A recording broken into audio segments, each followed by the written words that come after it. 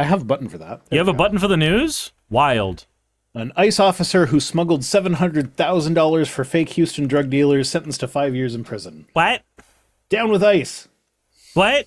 An ICE officer got arrested for drug smuggling. No, I understand. Well, money smuggling. That wasn't a please repeat that, I couldn't hear you. That was a what the fuck, can I please go to the other timeline that doesn't suck? What do you mean suck? We arrested an ICE officer. An ex-ICE officer? Well, now he's an ex-ICE officer. Yeah, but okay, so we arrested an ICE officer. That's great, but the system that led to that kind of corruption being something that I'm not surprised about, I'm just disappointed in.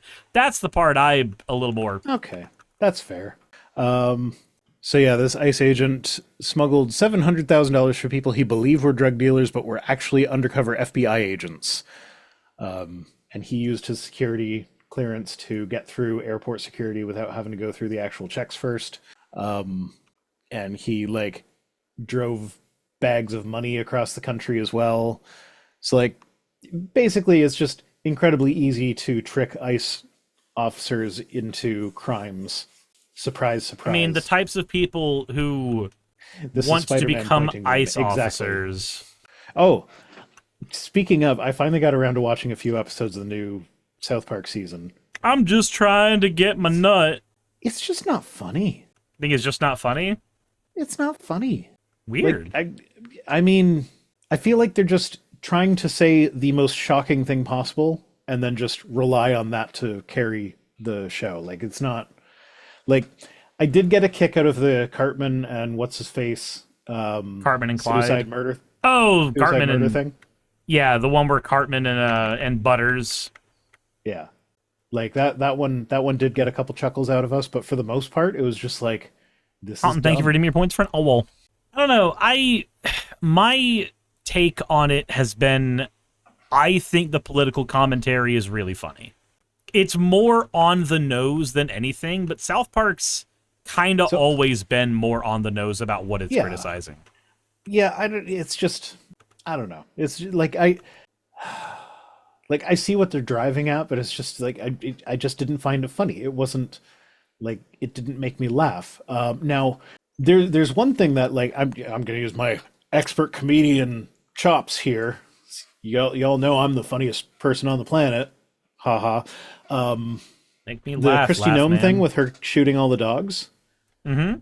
It would have been really it would have been so much more funny if they had put Superman's dog as the first dog that she shot, because with the way that episode played out, by the time Superman's dog shows up, as soon as you see it, it's okay, yeah, no, she's just going to shoot that dog, and then she shoots that dog, and it's okay, there was no subversion of expectations there. Or if she shot the dog and the dog actually survived something. Well, the joke they were going for is what's his face and the school counselor and the kid were oh, this isn't us. We need to get out of here. Oh, who's going to help us get out of here? And then Superdog shows up. And it's and so they're oh, yeah, Superdog. Maybe this is going to be commentary on the Superman movie that came out already. Oh, no, Kristi Noem shot it. Yeah, but she's shot so many dogs at this point that you already know that's going to happen as soon as you see that as a dog. So there was no subversion of expectations. It's just that is exactly what I thought was going to happen. Just shock jock humor. Yeah. And I can see that perspective. I found the dog shooting thing to be more absurd than anything. When I was doing my review of the episode, I thought it was funny because of how absurd it was. It didn't. Yeah. It stopped trying to be shocking by about the second dog, and it started just leaning into absurdist humor. But the thing is, I very much like the lol so random absurdist humor. That shit's been right up my alley for years. So I think that one might just come down to what we both differently laugh at. Sure. So anyway, back to this guy. This guy, he appeared in court in a suit and tie, accompanied by his wife, his elderly parents, his 23-year-old son, and 2 of his pastors. And yes, that is relevant because they go into more detail about how prior to the time he did the crimes, he's always made the right decision, he says. Ah, it's sure, buddy, sure. It's yeah, and the the time I got caught stealing when I was a kid was definitely the only time I ever stole anything when I was a kid. You know what that reminds me of? I don't know if you ever watched Powerpuff Girls at all. No. Okay. So there's an episode of Powerpuff Girls where there's a police officer who is a corrupt police officer. Like, they're a corrupt police officer from the beginning of the episode to the end of the episode. And all that happens is they become more of a villain the minute that their badge gets revoked. Like, they become worse of a person. And their argument is, well, this is just another example of a good cop gone bad. And the Powerpuff Girls just come in and go, no, you're a bad cop gone worse. Absolutely fucking not. This feels like that type of thing. So I always did the right character thing. Witness or sympathy ploy. No, it's the American justice system. You always get treated with kid gloves if you are seen as a good Christian person. So, like, here we have Toral's son that said that he has become more involved in their church and a leader in their community since his arrest. So, like, I don't know if that... It's a bit ambiguous here. Like, he was arrested. Is he out on bail? It doesn't say. So, like, this could be Toral, not his son that is more involved in the church, or it could be Toral's son that is more involved in the church. I don't know. If it's his son, I don't even see why that's relevant.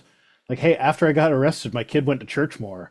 Why does that matter? But like there's a very Christian-centric angle that they're going for, where it's like, oh no, I'm a good Christian man, so you need to go easy on me. I've always made the right decision before. I mean, I literally joined the brown shirts, but I always make the right decision, except for that one time I did a crime for several $1,000s.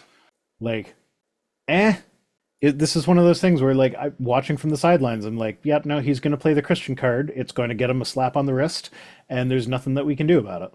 Several thousand. Yeah, I think he got, he was paid $24,000. So dozens of thousands. Yeah, so he made $24,000 for transporting $200,000. It's like, you know, just disappear with the $200,000. You make more money that way. Yeah. But yeah, these are the good people. These are the good people who are deporting all of the bad people. Yeah, exactly. Yeah. And I'm just not surprised, because I feel like, again, it's kind of going into the South Park commentary thing. The people who are joining ICE are not doing it because they're good people. They're doing it because they are people that want money. Yeah. And this is the job they want to do. And there are some unethical jobs. Olivia Williams says, why would anyone have two pastors? Are you unfamiliar with the structure of churches? You've got your I forget all the fucking titles, but there's like you got senior global pastor, the senior pastor, the youth pastor, the pastor that takes over when the first pastor's on vacation. My mother is a lay worship leader, which means she is basically a part-time pastor. So, like, she comes in to do the sermon when the actual pastor goes on vacation or whatever. Never grab a mule who can count. Oh, yeah. It's Jesus Christ. The backup pastor, the pastor for the backup pastor's pastor. Oh, fuck. I kind of wish I saved the video, but there's a video that I saw. The second pastor has hit the church. That's terrible, and I love it. No, there's a video of, like, a pastor is, like, doing that thing where he's, like, praying and has got his hand up in the air, and everybody's like they got the emotional music going, and everybody's like in the moment. His eyes are closed, and he's praying, but his microphone battery died. So, like, the other guy's like trying to hand him a second microphone, but he keeps moving his hand, and then eventually he, like, actually does take the second microphone, and then he's got the first microphone that now the guy is trying to, like, get the first microphone. He keeps, like, moving his hand out of the way, and it was the funniest thing. I wish I saved the video for this. Hey, thanks for making it to the end of the video. I really could not do any of this without all of you. Those of you watching, and especially those of you who support me on Patreon. I wanted to go ahead and take a minute to thank all of you who do that, because with YouTube being what it is these days, I really cannot do this full-time without the support from each and every one of you. Those people would be Red Joker, Purple Poundini, Jemshin, Britzkrieg, Jupe the Malignant, Michael, Ravalern, Mabbity Babbity, Astral Frontier, Tales of Atonement, Nixie Chan, Kiri Artemis, Limor Pinku, Love Bunny Games, Victorian Alchemist, I'm not saying the last part of that, and you know that. Aurora, Leela Ururaka, Arcton Arclacier, Kiratorian, Dren Hadamata, Jordan M, John L, Lord Bleck, Smiling Game Master, and Fireshard. Thank you so very much. But since you're here, why not go ahead and try watching another one? There should be one that's on the screen right now. And if you are a patron of mine, I wanted to go ahead and thank you again for all of your support. There is still a video you could press though, if you'd like. I would appreciate it just a little bit.